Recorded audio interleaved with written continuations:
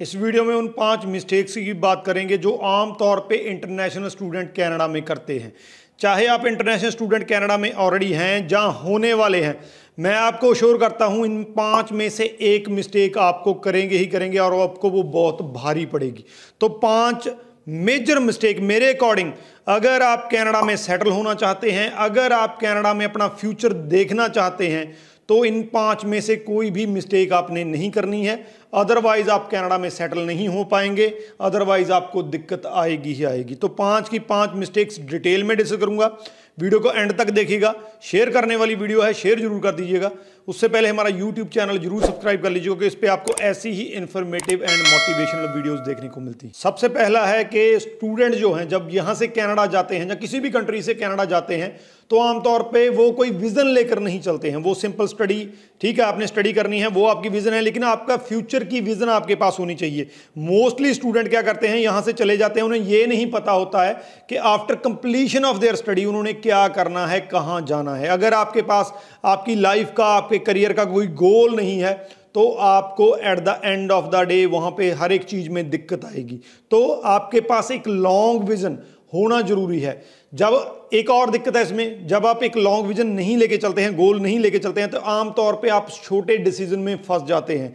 आमतौर पे आप शॉर्ट टर्म गोल्स या शॉर्ट टर्म डिसीजन लेते हैं, जिसके रीज़न बहुत से स्टूडेंट कनाडा में सेटल नहीं हो पाते हैं, जिसके कारण बहुत से स्टूडेंट कनाडा में स्टडी पूरी नहीं कर पाते हैं और बहुत से स्टूडेंट्स को वापस आना पड़ता है। जैसा कि इस टाइम पे कनाडा में स्ट्रगल चल रही है, तो वो स्टूडेंट जो लॉन्ग टर्म विजन लेके चलेंगे, लॉन्ग टर्म गोल लेके चलेंगे, उनके लिए ये काम आसान हो जाएगा। उनके लिए कनाडा में सर्वाइव करना, कनाडा में थ्राइव करना आसान हो जाएगा एज कंपेयर टू उन लोगों के जो वहां पे सिर्फ शॉर्ट टर्म गोल लेकर जा रहे हैं। तो एक विजन, एक लॉन्ग टर्म गोल होना जरूरी है। दूसरा है कनाडा में विदाउट एनी स्किल एंटर करना। हालांकि आप इंटरनेशनल स्टूडेंट हैं, आप फुल टाइम वर्क नहीं कर सकते हैं, आपको सिर्फ 24 आवर्स, जी हाँ 20 आवर्स नहीं, अब 24 आवर्स कर दिए गए हैं। 24 आवर्स पर जो वीक है वही आपको मिलेगा। लेकिन फिर भी अगर आपके पास कोई स्किल नहीं है तो आपको जॉब मिलना बहुत ज़्यादा मुश्किल हो सकता है। स्किल से मेरा मतलब, चाहे आपको छोटी मोटी स्किल आती हो, आपको रेफ्रिजरेशन की स्किल आती हो, आपको प्लम्बिंग की स्किल आती हो, आपको इलेक्ट्रिशियन की स्किल आती हो, कोई भी छोटी मोटी स्किल अगर आपको आती है तो आपको वहाँ पे आसानी से जॉब मिल जाती है। पार्ट टाइम आपको भटकना नहीं पड़ता है।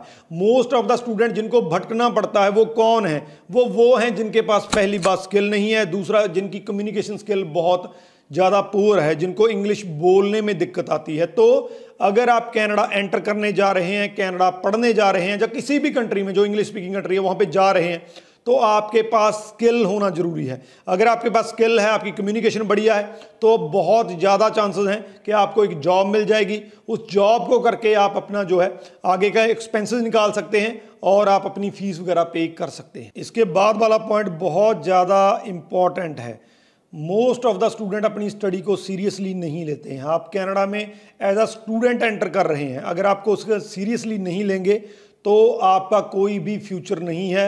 आप वहाँ पे लॉयर, किसी लॉयर के पास जाएंगे, कभी किसी लॉयर का दरवाज़ा खटखटाएंगे, लेकिन at the end of the day आपके हाथ कुछ नहीं लगेगा। तो अगर स्टूडेंट के तौर पे जा रहे हैं तो स्टडी कीजिए, स्टडी को कंप्लीट कीजिए, प्रॉपर ग्रेड लीजिए। उसके बाद आपने, जब आप वर्क वीज़ा पे होगे, वर्क करिए, तब आपको कहीं ना कहीं पे पीआर मिल सकता है। लेकिन मोस्ट ऑफ द स्टूडेंट इस चीज़ को जो है सीरियसली नहीं लेते हैं। और यहाँ पे मैं बता दूं कि स्टडी सीरियसली ना लेने का एक और भी बड़ा खुमियाजा है जो आपको भुगतना पड़ सकता है। वो ये है कि आपकी अगर वहाँ पे सप्ली आती है, आप किसी सब्जेक्ट में फेल हो जाते हैं, तो आपको उस सब्जेक्ट को रिपीट करना पड़ेगा। 3 क्रेडिट का एक सब्जेक्ट होता है, तो आपको उस जो है सप्ली की फिर से क्लासेस लगानी पड़ेंगी और फिर से आपको फीस पे करनी पड़ेगी। तो एक सप्ली आपको 80,000 से लेकर 1 लाख की पड़ सकती है। तो सुन लीजिए ध्यान से, अगर कनाडा में आपने सही तरीके से रहना है तो स्टडी को सीरियस लीजिए।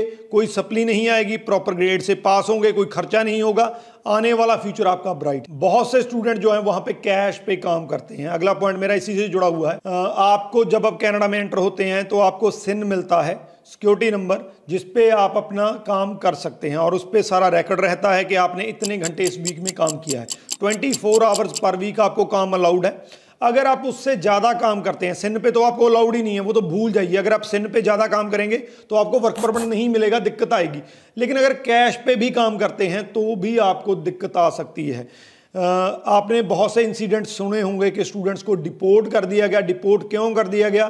क्योंकि वो कैश पे काम करते पकड़े गए। तो आपने कोई भी थोड़े बहुत लालच में कितना आप कमा सकते हैं? अगर आप कैश पे काम करेंगे भी तो लाख, 2 लाख, 3 लाख कमा, लेकिन उसके बदले में आप अपना फ्यूचर कनाडा में दांव पे लगा रहे हैं। क्योंकि अगर आप पकड़े गए तो आपको सीधा डिपोर्ट कर दिया जाएगा, आपका सारे का सारा जो ड्रीम है आपका कनाडा में सेटल होने का, वो धरा का धरा रह जाएगा।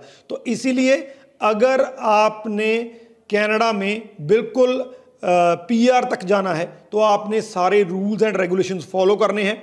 और जो 24 आवर्स पर वीक वाला रूल है वो सबसे ज़्यादा इंपॉर्टेंट है और सबसे ज़्यादा स्टूडेंट इसको ब्रेक करते हैं। तो ये मेरी वार्निंग है कि आप सिन पे काम कीजिए, प्रॉपर जितने घंटे आपको अलाउड है उतना काम कीजिए, अदरवाइज आपको आगे चल के दिक्कत आ सकती है। लास्ट में एक ऐसा पॉइंट है जो आपको पीआर की तरफ लेके जाता है। जब आपकी स्टडी कंप्लीट हो जाती है तो बहुत से स्टूडेंट ऐसे हैं क्योंकि उनको ओपन वर्क परमिट मिलता है। ओपन वर्क परमिट का मतलब ये है कि आप कनाडा में कहीं पे भी रह के किसी भी इंडस्ट्री में काम कर सकते हैं।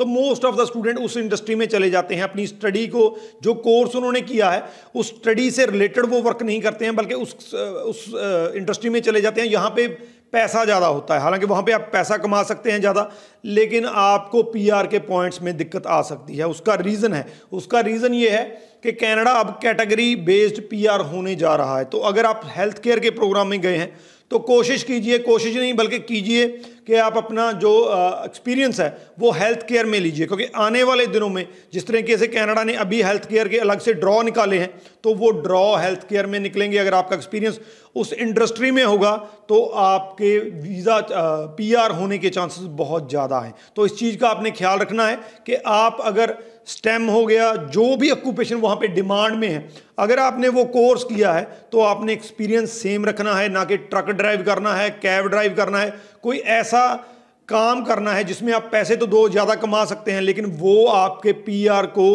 जो है वो दिक्कत में कर सकता है। तो इस चीज़ का आपने ख्याल रखना है, एक्सपीरियंस प्रॉपर लेना है। कोशिश करें जिस कोर्स में आपने स्टडी की है उसी में अपना जो है एक्सपीरियंस कंटिन्यू रखें और आने वाले टाइम में आपको जो है वहाँ पे उसमें प्रमोशन भी मिल जाएगा और आप एक ऐसी लेवल पे 0 AB लेवल जिसको हम बोलते हैं उस लेवल की जॉब में जा पाएंगे और आपका पीआर आसान हो पाएगा। तो ये वो मिस्टेक्स हैं जो आमतौर पे इंटरनेशनल स्टूडेंट वहाँ पे करते हैं।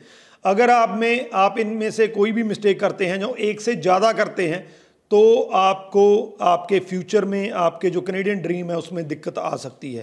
तो इन 5 मिस्टेक्स को नहीं करना है, मेरी तरफ से वार्निंग है। जो भी आप प्लान करके जाएं इंडिया से, पहली बात तो अपना गोल प्लान करके जाएं और उस पर स्टिक रहें। दूसरा, इन मिस्टेक्स से किसी भी तरीके से बचें। वीडियो शेयर जरूर कर दीजिए ताकि मैक्सिमम टू मैक्सिमम स्टूडेंट्स तक पहुंच सके। वीडियो का रिगार्डिंग अगर कोई क्वेश्चन है तो नीचे लिख दीजिए, आपको आंसर मिल जाएगा। राजवी चहल, थैंक यू सो मच।